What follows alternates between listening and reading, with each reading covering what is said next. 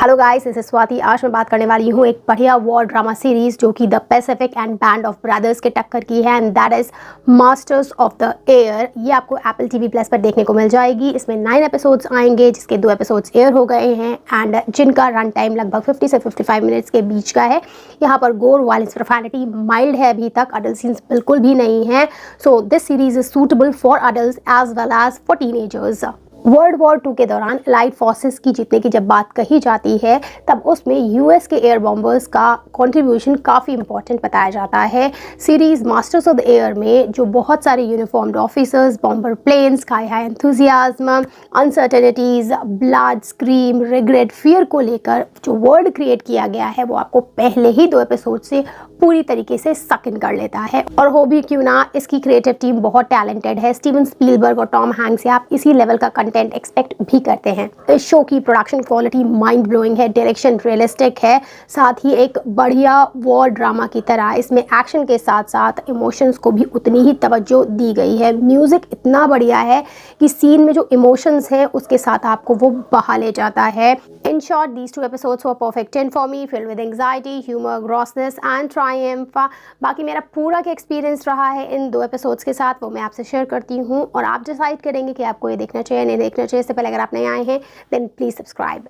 So what this series masters of the air, अगर हम story की बात करते हैं तो कहानी इर्द गिर्द घूमती है एयर बॉम्बर्स के, जो बहुत प्रिसाइज और एफिशिएंट हुआ करते थे, जिनका इस्तेमाल सबमरीन, पेनशेड्स, एयर बेसेस और जो ऑक्यूपाइड प्लेसेस होती थी बाय जर्मनी, उनको फ्री करने के लिए किया जाता था। इन एयर बॉम्बर्स ने वर्ल्ड वॉर 2 की डायनेमिक्स ही बदल कर रख दी थी। इन्हीं में से 100th बॉम्बर ग्रुप के बारे में हम ये कहानी देखने वाले हैं, जहाँ पर आप मिलेंगे मेजर ईगन से, जो अपने बॉयस्टरस चार्म से आपको काफ़ी फैसिनेट करेंगे। वो अपनी फर्स्ट फ्लाइट मिशन पर जाने वाले हैं, जिसके लिए वो काफ़ी एक्साइटेड हैं।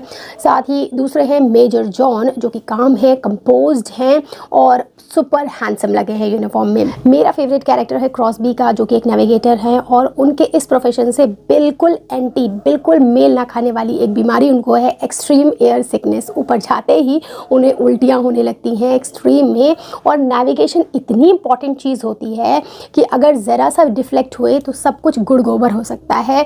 यहाँ पर उनके हर सीन आपको फनी लगने वाले हैं। साथ ही आपका ध्यान खींचेंगे लेफ्टिनेंट कर्टिस, जो कि आयरिश अमेरिकन हैं, बहुत ही एंथुजियास्टिक हैं अपने काम को लेकर, लेकिन एक्सपीरियंस्ड थोड़ा कम है। उसकी वजह से उनसे गलतियां भी हो जाती हैं जो आपको देखने को मिलेंगी। यहाँ पर इंग्लिश अमेरिकन पायलट्स, जिनके बीच में थोड़ा सा फ्रिक्शन है, trying to fight a air war against German with their flying fortress. मेरे लिए ये दोनों episode pure work of art थे। Action wise, emotion wise, acting wise, direction, सब कुछ मुझे बढ़िया लगा है।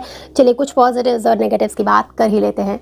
जो सबसे बड़ा और पहला पॉजिटिव मुझे इस सीरीज़ का लगा है वो है प्रोडक्शन वैल्यू। इस शो को लार्ज स्केल बनाने के लिए बहुत ज़्यादा पैसा खर्च किया गया है, चाहे वो बड़े बड़े सेट्स हो या फिर जो रियल प्लेन्स यूज़ किए गए हैं, जिनको सीन्स में बड़े क्लोजअप से दिखाया गया है। साथ ही you can feel the metal of the plane and ringing of the explosions. बहुत ही रियल लगता है सब कुछ। कॉस्ट्यूम डिज़ाइन परफेक्ट है और जो प्लेसेस रिक्रिएट की गई हैं वो उस एरा के लिए परफेक्ट है। तो यहाँ पर तो मुझे कोई कमी नहीं दिखी है, इवन परफेक्शन के करीब ज़रूर लगा है। सेकेंड पॉजिटिव, डायरेक्टर का विजन बहुत ही क्लियर है, जिसकी वजह से वो एक रियलिस्टिक शो हमें बनाकर दे पाया है। यहाँ पर इमोशंस के साथ साथ टेक्निकलिटीज़ का भी बहुत ध्यान रखा गया है, जो किसी भी शो को बेहतरीन बनाने के लिए ज़रूरी होते हैं। थर्ड पॉजिटिव, इस शो में इमोशंस को इंपॉर्टेंस दी गई है और उन इमोशंस को हम तक पहुंचाने में इन 4 लीड एक्टर्स ने कोई कमी नहीं छोड़ी है। बीट ऑस्टिन बटलर, जो कि मेजर जॉन बने हैं, करेजियस हैं, हम्बल बैकग्राउंड से आते हैं, लेकिन अपने डैडी इशू से भाग रहे हैं, उसमें ऑस्टिन परफेक्ट लगे हैं। Callum Turner as Major Egan भी बढ़िया लगे हैं। वो अपने पहले मिशन पर जाने के लिए बहुत एक्साइटेड हैं, लेकिन आयरनी ये है कि उन्हें डेस्क जॉब दे दिया गया है। वो बार बार सबकी नज़रों में आना चाहते हैं ताकि उन्हें फ्रंट पर भेजा जाए।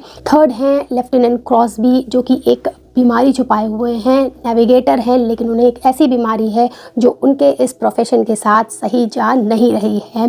फोर्थ हैं लेफ्टिनेंट कर्टिस, बहुत ही जॉली नेचर के हैं, आयरिश अमेरिकन हैं। रोल्स की डिमांड के अकॉर्डिंग परफेक्ट कास्टिंग की गई है। फोर्थ पॉजिटिव, शो का म्यूज़िक मुझे बहुत पसंद आया है। वो इसकी आर्टिस्टिक वैल्यू को और बढ़ा रहा है, सीन पर चल रहे इमोशंस को और ज़्यादा एलिवेट कर देता है, हमें उस इमोशन में बहा ले जाता है। अब अगर ड्रॉबैक्स की बात करें तो इस सीरीज़ का प्राइम फोकस रहा है फाइटर्स की स्टोरी बताने में, इमोशंस एक्सप्रेस करने में, ना कि एक्शन पर ज़्यादा फोकस लाने में, जो कि मुझे लगता है ठीक नहीं होगा आगे चलकर, कॉज उसकी वजह से थ्रिल एलिमेंट कम हो जाता है और थ्रिल एलिमेंट से ही चीज़ें कॉमर्शियली ज़्यादा सक्सेसफुल होती हैं। तो अगर कॉमर्शियल सक्सेस चाहिए तो आपको इमोशंस के साथ साथ एक्शन पर भी उतना ही ध्यान रखना होगा आगे आने वाले एपिसोड्स में। लेट्स वेट एंड वॉच क्या है इनके पास हमें ऑफर करने के लिए। That's it from my side, bye bye.